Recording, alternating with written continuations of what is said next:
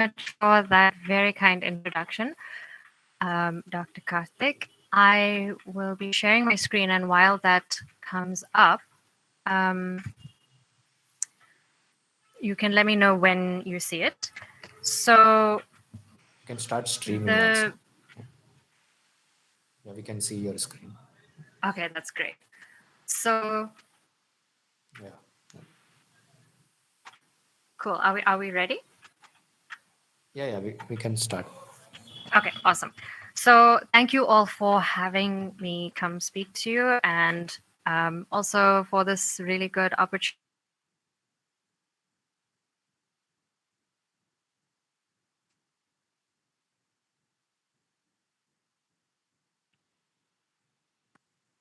I want to let you know that I have no working knowledge of the work and the learning that you do as PharmD students. However, the sort of path that we merge on is this, for example, which is where we learn to write CVs to get jobs. That is something we have common features of, and that's what I'll be talking about today. So let's dive right into it. So I would like to start up with a thought experiment. You can close your eyes or not. It's up to you. But as I say these words, I'd like you to think about them. Capable, professional, talented, compassionate, smart, resourceful, and leadership. Now, while I was saying those words, I asked you to think about them. And now I ask you, what do these words mean to you? A, and B, who did you think of when I said these words? I would like at least one or two people to let me know right now what they thought.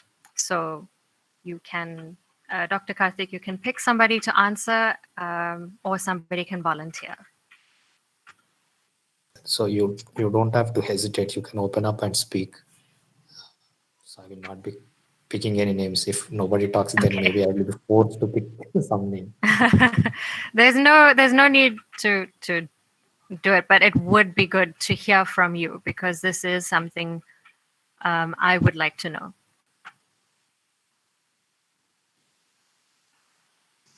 Hey Shraddha, good evening. Hi. Who am I speaking to? I'm so sorry. I can't see your name pop up on the screen. I'm Suhana. Hi, So Suhana. for starters, what these words meant to me were qualities I want to possess. And who I thought of, well, you said these words are myself. So that's about it. Okay, I'm so glad you said that because my next question was, did you think of yourself? Because a lot of the times we forget that many of the qualities that we possess are things that people out there in the working world as employers are looking for. And it's important. And if you didn't think of yourself, I think it's a good time to start doing so. So, moving on to what we came here to talk about, which is the basics of CV writing. So I sort of worked it out into 5 steps. And while these steps are not the conventional or traditional kind of steps to CV writing, this is looking at it from a more holistic perspective. So while I will in step 3 tell you exactly how to structure your CV and present your accomplishments and your contributions to your workplace, your college, or your community, the step 1 and 2 and 4 and 5 are all about how you think about yourself. So those words that I read out loud and those 3 questions that I asked you are all part of how you present yourself on paper amongst hundreds, if not thousands, of other applicants so that you stand out and you stand on your own successes. Okay, so let's go through the steps. Step 1, we make a list. Step 2, we make a checklist. Step 3 is the writing part, where you focus on creating short sentences using strong verbs. I will explain what that means, and I will give you examples from my own CV. Then step 4 is practicing thinking about yourself as you've described yourself in your CV. And if you're unhappy about it, we know how to change that by the time we get there to that step.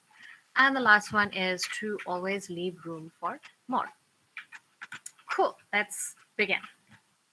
So, first step, make a list and remember to think kindly towards yourself.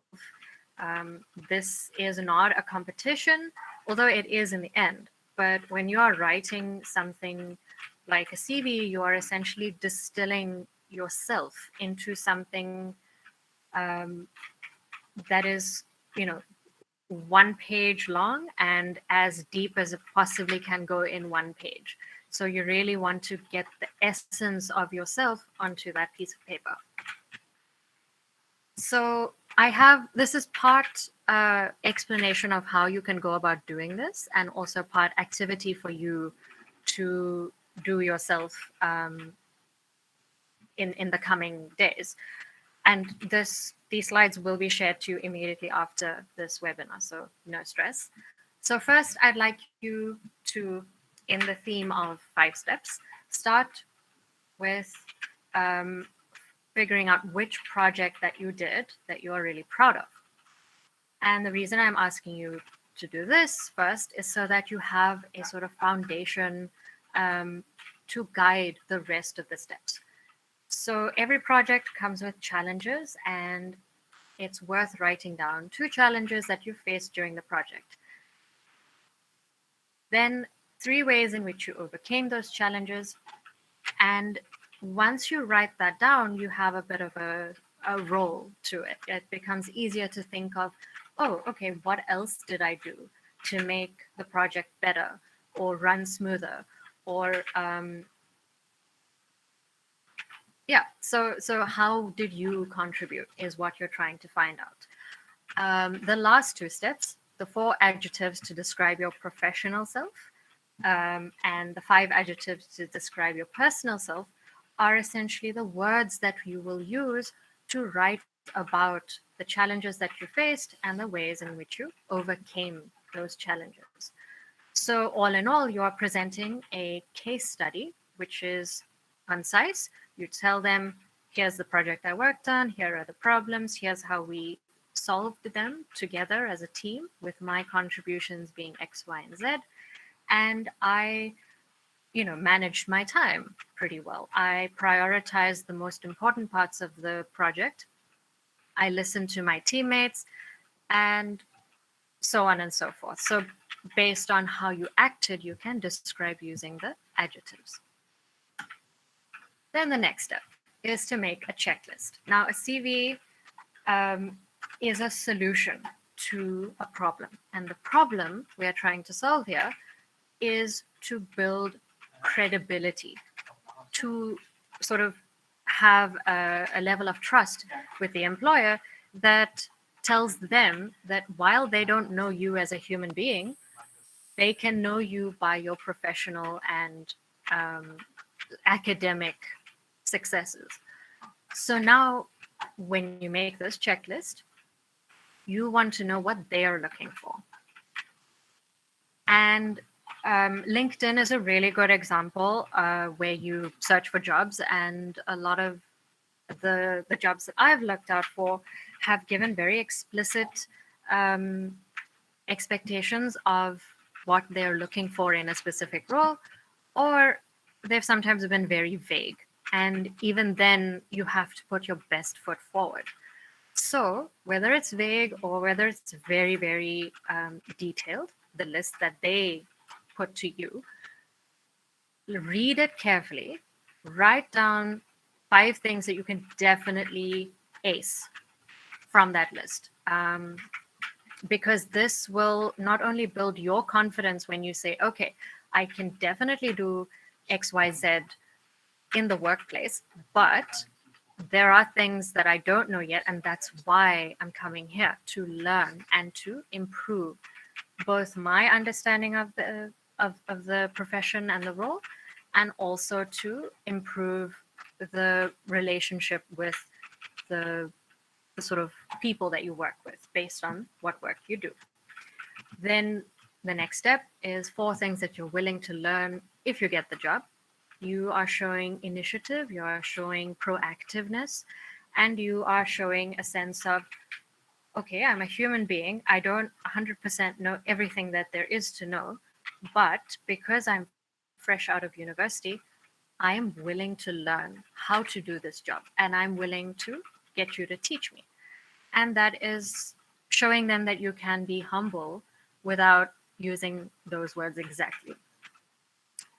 Then you write three things that you're unsure of, but you can learn to do before the interview. These are things that take between a week and a few days to do. They're not always easy to find, and I would not recommend this, but there are things that you can learn quickly about, say, the the company's sort of vision and mission, what they want, where they want to go as a company, and what you can do to help them achieve that goal.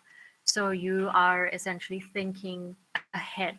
Um, and then this is a very important part of writing a CV, but not in the same way as, it's a less important part, but it's still important to consider.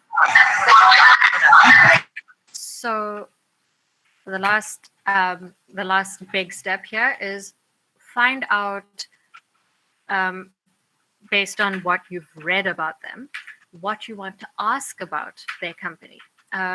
This shows curiosity. This is something you can either put in your CV, say, I am curious. And it's also something you can display when you're in an interview or when you write a cover letter, which we will get to later. But this is something that's important to think about all the time so that you are aligned to what the company wants, as much as you are aligning the company to your own vision and mission for your future. And one pat on the back, you just completed step 2, so well done. Moving on, this is the meat of the matter, basically. This is where you write it all down. And when I say remember to write short sentences with strong verbs, here what I mean is you are not writing a great personal essay about yourself.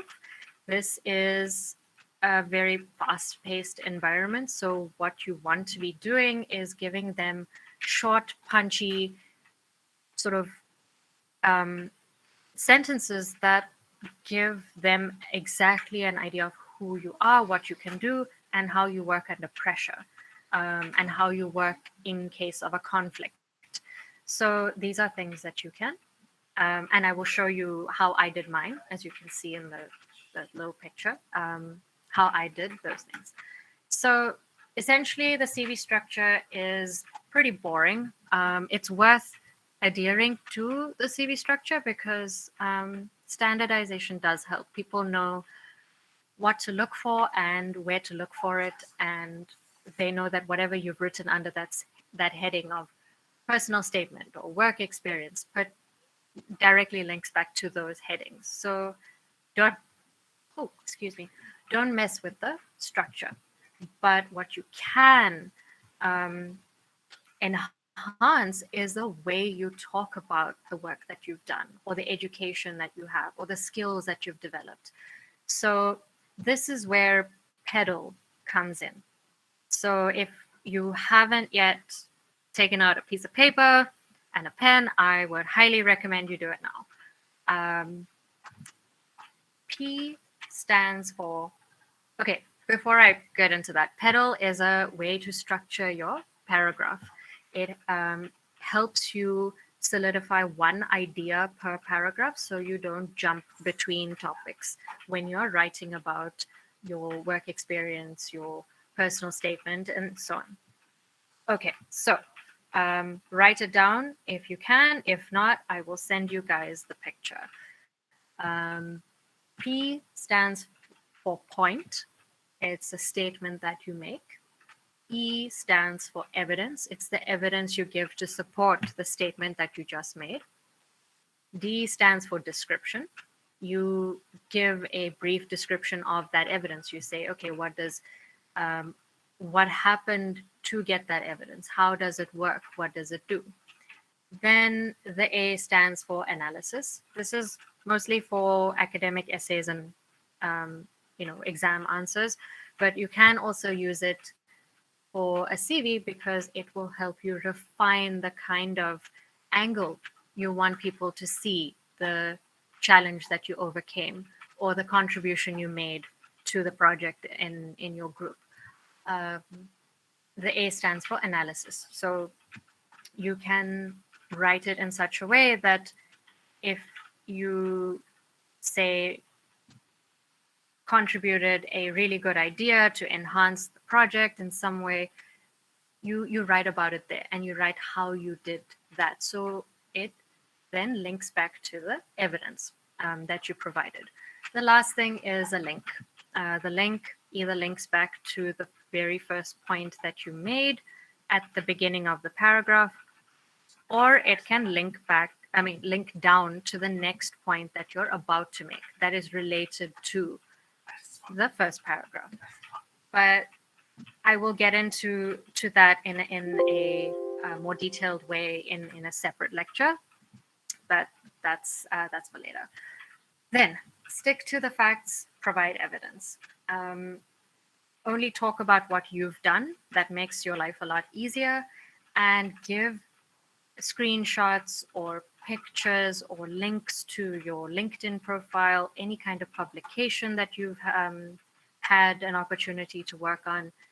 Link it, write it down, show it off, prioritize that as the evidence to the fact that you worked on a project or you were supervised to do a self-study project because you had extra time, so on and so forth. Then reach out to mentors for references. This is a no-brainer, but even I have often forgotten to ask people to please give me recommendation letters so that when I move on from that class or that institution, I have something that gives credibility to my skill as a journalist or a content producer or a graphic designer and so on. So find people who can give testimonials so that your credibility with the employer is established. And tell whoever, the professor or the lecturer that you're working with, tell them, I would like to work with you, but please may I have a recommendation letter at the end of my time with you. And 9 times out of 10, they're going to say yes. And the only time they'll say no is if they're too busy. Everybody knows the importance of a reference letter and the kind of value that it adds to your work and the impression that you make on your CV. So no one's really going to say no. And the last thing is the tricky part.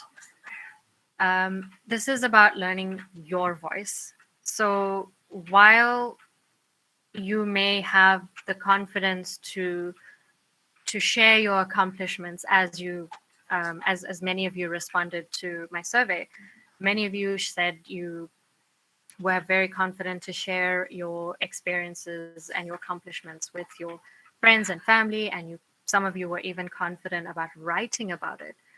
And those of you who are confident have figured out a trick that works for you. You write in a specific way about yourself, and it is worth learning about and refining that voice through practice.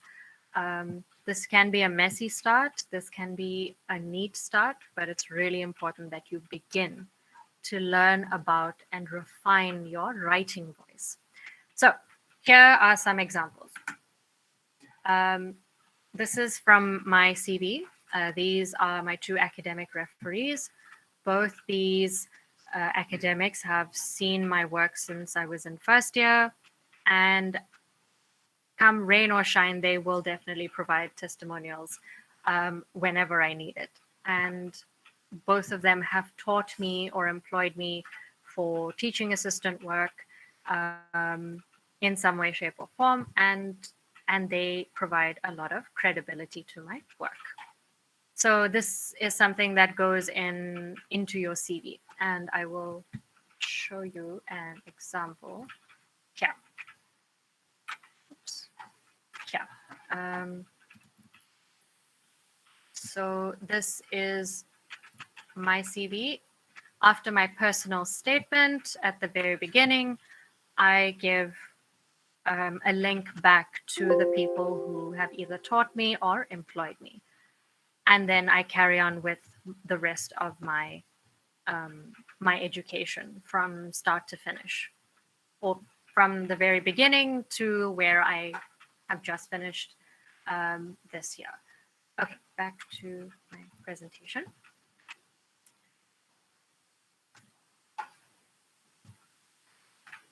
Then we look at an example of my writing voice as Shraddha. So my writing voice, I have had, thanks to my parents helping me out with my very first CV, I've had since I was 12 years old.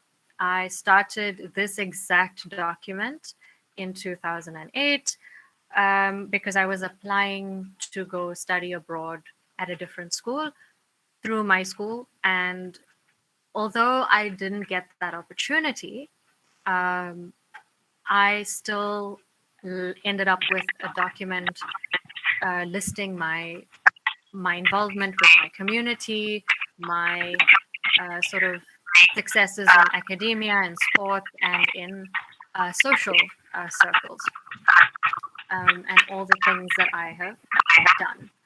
Um, sorry, I'm hearing an echo. Okay, it's gone now. Cool. So here is, apologies about the quality of this image. So I like to present a personal statement at the beginning of my CV because I want to tell the person who's reading it what they can expect from me. I my journey as a, I suppose, as a communicator began in 2008 when my mom took me to the World Health Organization headquarters. And since then, the words have changed over the last 10 odd years, but the source and the sort of passion for public health and communication have not changed. They have simply been refined. And that's something I would highly recommend that you do to learn your voice. You have one document where you practice and another document where you provide, you send it out to potential employers. And I talk about what inspired me and what I do. I'm a reliable individual, if you see in the middle here, resourceful and a team player. As you can see, I have a pretty high opinion of myself. It's only good if you can back it up with evidence, which has proved to be a good thing. So it doesn't really get to my head. Then the other thing that I wanted to draw your attention to is the part over here. The interactions have influenced my professional and personal growth. The ones which have impacted me the most have been those of disagreement or conflict. And then I sort of open myself up to some kind of scrutiny by the potential employer, who says, okay, well, now that you are not agreeing with someone, how do you deal with it? What do you do? And I openly say, I open a dialogue between myself and the other person, and it has improved my patience and my skills. You don't have to go into the details if you don't want to, but it's worth doing it for yourself so you can answer these kinds of questions in the actual interview. Cool. Now is the bit of a difficult part. This is where you practice the thinking. You constantly ask yourself, what motivates you? What are you afraid of? How can you fix it? And this last question about the legacy is something that I've started thinking about as well. Having just founded my own agency, I need to hold on to an idea that I want to leave behind, and I need to be able to work towards it. So I need to figure out what my legacy should be. And that's something I've just recently started and I added to this presentation because if you're not already thinking about it, it's worth thinking about. Cool. So this is more of the sort of emotional aspect of CV writing. It may not agree. I mean, it may not agree with everybody, but it is worth sort of considering. Okay, so this is something you can do on a daily basis or on a monthly basis or whenever you feel the need to check in with yourself and see where you're going. So write down 5 feelings you want to feel every day. And this is important because while mindfulness as a buzzword is being thrown around a lot, you also have to ask yourself, what do you want to be mindful about? Not everyone is mindful about the same things. So ask yourself, what feelings do you want to feel every day and work towards that? So, for example, I want to feel like I accomplished something every single day. So I go about setting myself 3 tasks that I can do in one day, and I sit and finish them. And at the end of the day, not only have I done part of the work and not have to worry about it the next day, I've also given myself a boost to want to continue the work that I do and give my very best and my effort and my passion to the work that I do, whatever it is that makes me feel good. Then 4 ways to encourage yourself on the bad days. Some of us have had more bad days than good recently, and it is worth asking ourselves what makes us feel good.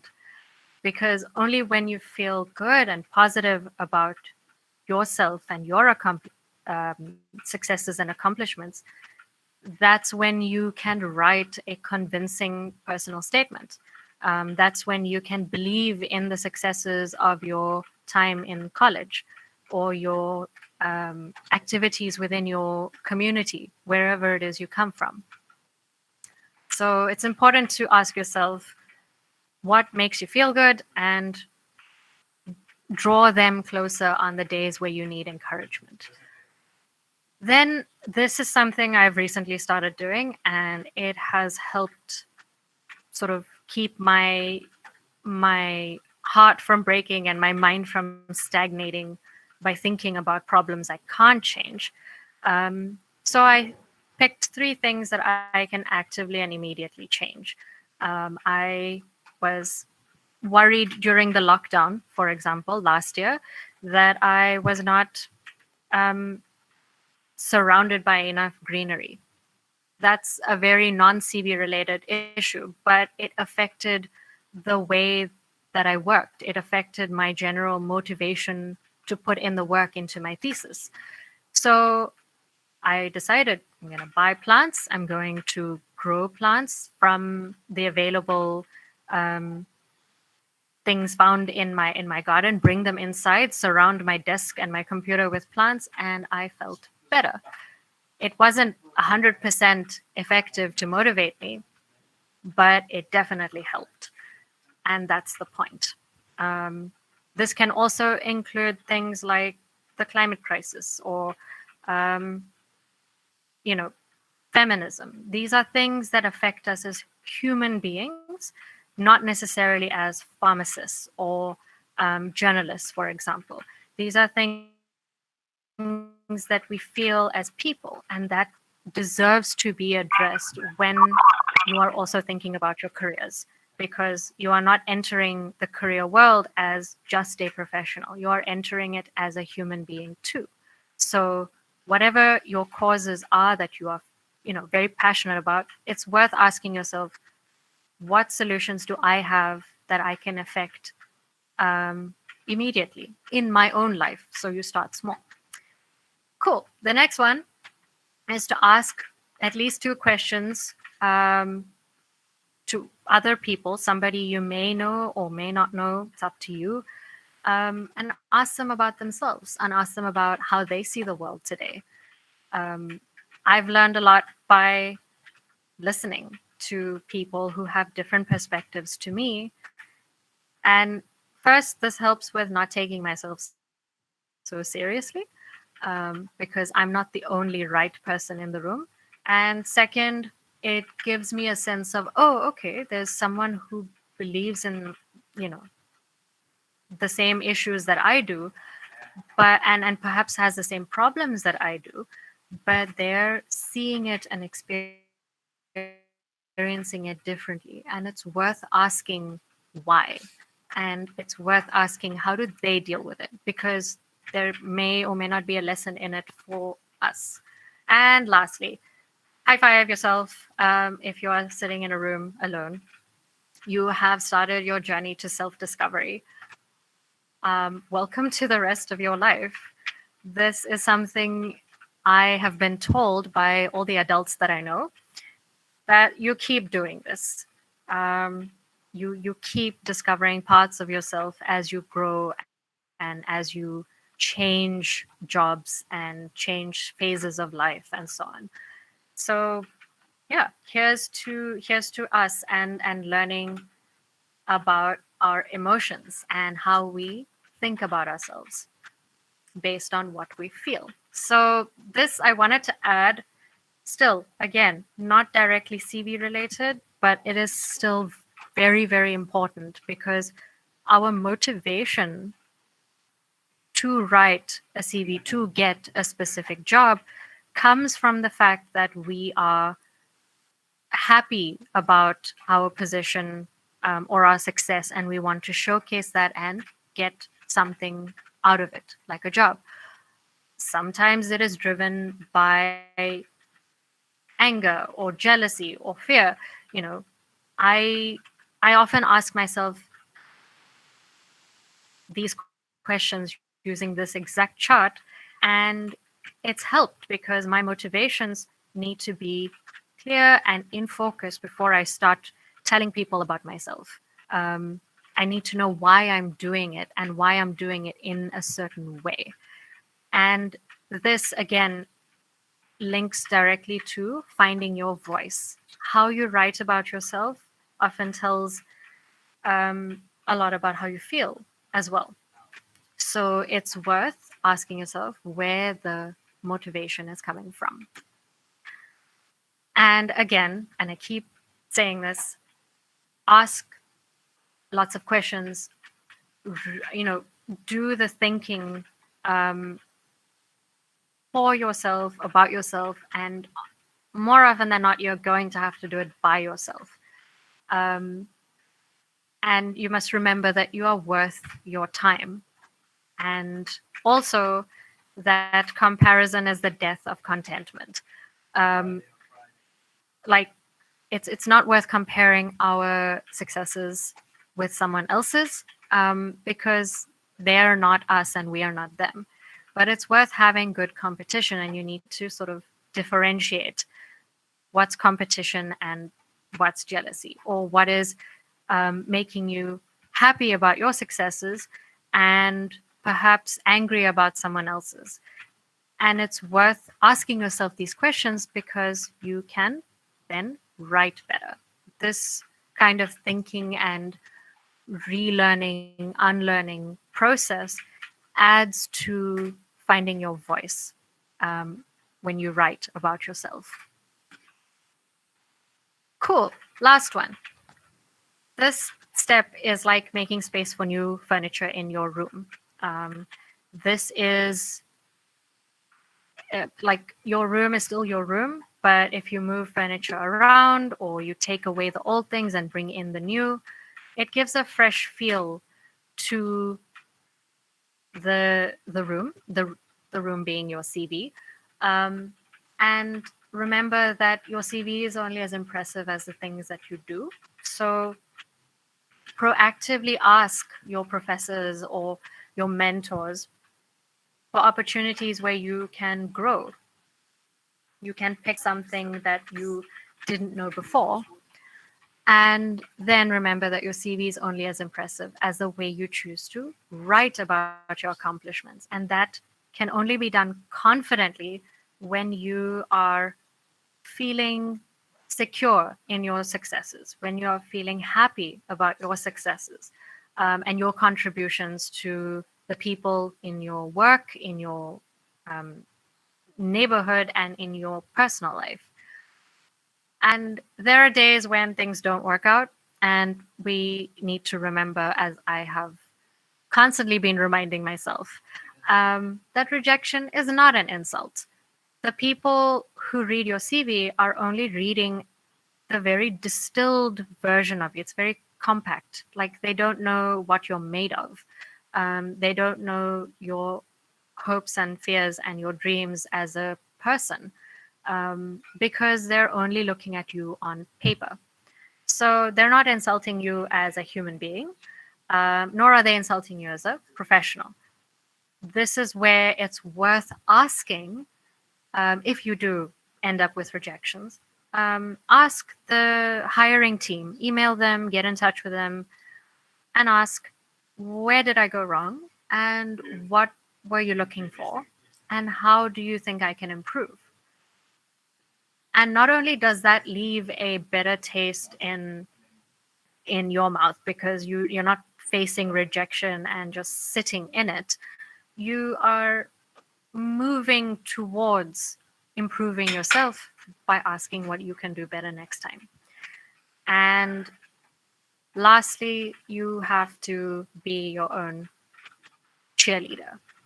This is something that I was told very recently. I trust and admire. And it's true. Um, if you don't vouch for yourself and for your accomplishments and your contributions, you can't expect someone to do it with the same sort of energy. And you need to sort of be there for yourself as your own support, and others will come. And on that happy, happy note, this is the end of my presentation. Um, I chose icebergs for this sort of metaphoric view of a CV because the CV is essentially a very distilled version of you as a professional, you as a friend or a partner or a student. And so that's something we need to remember. What we present in the CV is just the tip of the iceberg. Okay, and that's it from me. Um, I will stop sharing, and I would love to know what you all think and want to do next.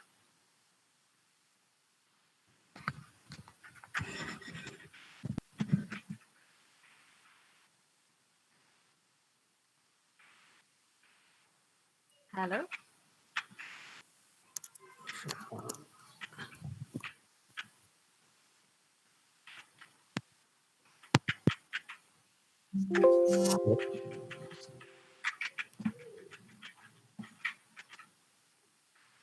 So I see some familiar names from the people who've worked with Dr. Sunita Srinivas.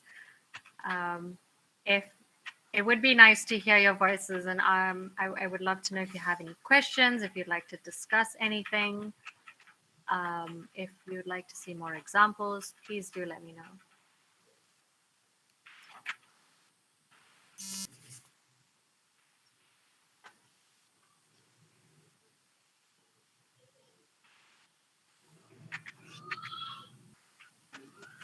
Hello, can you hear me? Hi. Yeah, hi. So it is Karthik only. So I'm just requesting students if they have any questions, you can ask. So honestly, when I was a student, I never thought about making a CV. I was offered a job, and then they told me we need your CV to confirm your job. Then I had to make it. Okay. So Sorry, I didn't hear the last bit. Can you please repeat that? they offered me a job. Uh Okay. huh. Yes. And then they told me we need some document like a CV where we can Mm, sign and confirm your appointment. And that mm, is CV. So I did not mm. make all this effort. Okay. But now because we are aware how important it is, and that is the first step when somebody considers you to invite at least for an interview. So it is Mm. really important students start working. And if there are any questions, any specific aspects, if you wish to ask, you can ask now. Actually, I have a question for the group.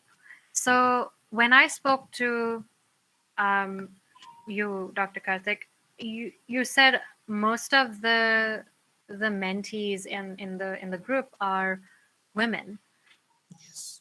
and I would like to know that's like what do you feel is important to include on your CV as a woman in this industry? Do you feel like you have to compete in a very specific way, or do you feel like you have to leave out the more emotional or more community or cultural accolades that you have gathered? Do you feel like you need to shrink yourself down in a CV, or do you feel the need to add all the things that you can do so you sort of look holistic on paper?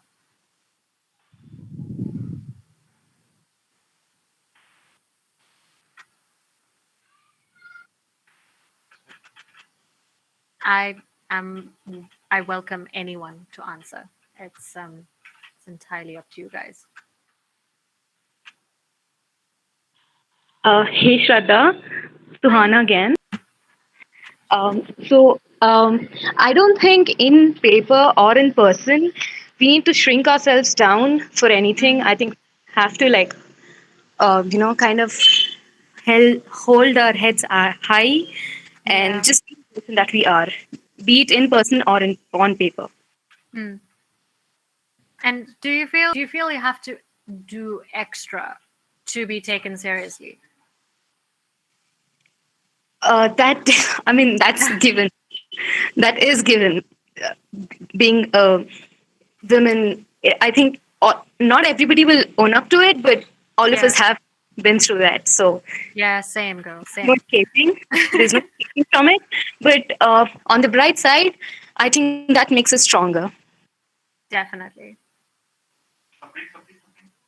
Definitely. I remember having to put a lot more effort into my CV so that I stand out. Um, and I'm yeah, I don't know if I'll have to keep doing it. Hopefully not. But hopefully not because of my gender, but more so because I have things to say that they need to see. Anybody else want to comment on that? Anything else from the presentation? Um, do you think anything was particularly difficult to do from the 5 steps?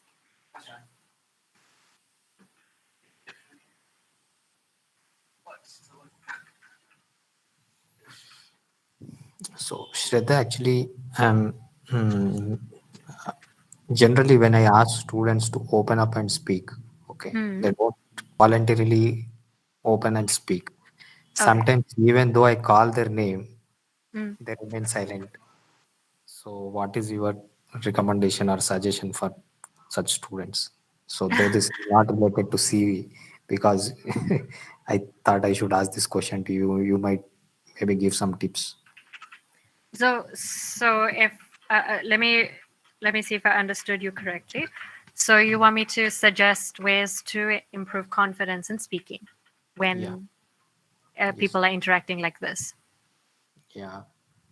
Okay. So okay, if I was in your position, I would probably also be pretty quiet. Um, because questions don't come to us that quickly. But like I said, it's worth having prepared questions. So if you had anything prepared before my talk or during my talk that stood out to you, writing it down and putting it in the comments is a great way to start interacting. Like putting it in the chat, I think, is a good first step.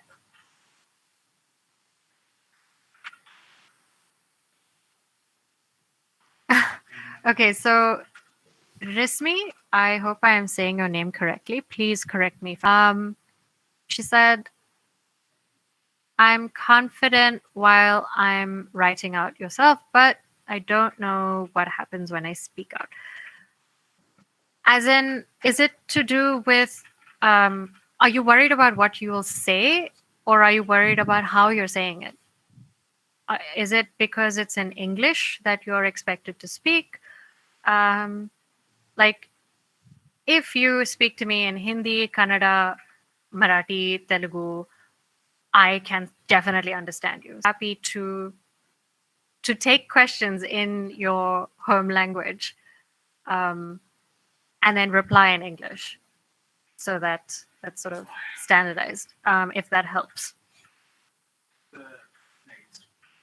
Is it a language issue? Is my question.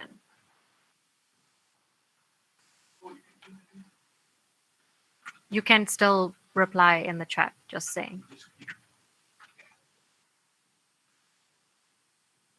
Hello, ma'am. Hi. Who am I speaking to? I'm Sai Sri, ma'am. Ma'am, I actually have a small question. Yeah. Generally, while writing a CV, we try to use complex words and vocabulary to make it look professional, but I don't know to how far should we complicate the sentences, ma'am. Sorry, I didn't hear the last part. You said you don't know how? I don't know how far to complicate the sentences now. Okay. So this is actually a really good question. I'm so glad you brought it up. My only advice to you is don't use complicated sentences. In the last couple of months that I have sent out my resume and sent out my CV and cover letters and so on, I have been told that not many hiring people read them as carefully as I write them. So when words look complicated on paper, and the sentences are long, it gets really tough to read it. So I strongly recommend and sincerely advise that you don't complicate the sentence. Write very simply. May I share an example from my CV so you have something to go on? Is that okay? Yes, ma'am. Okay, then I will share my screen so you can have a look. Let me know when you see it.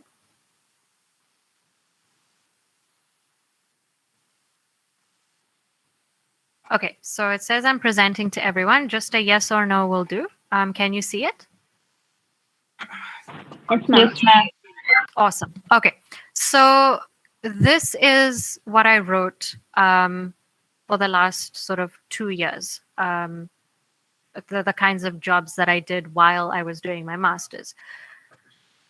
And I give sort of, the date, the position that I held, or that I still hold, the people that I worked with. And then I say, okay, I am XYZ for these projects. And I give some brief explanation as to who I'm working with. These are health professionals from the USA and India. And now not just limited to Karuna Trust, where like it's moved out from there.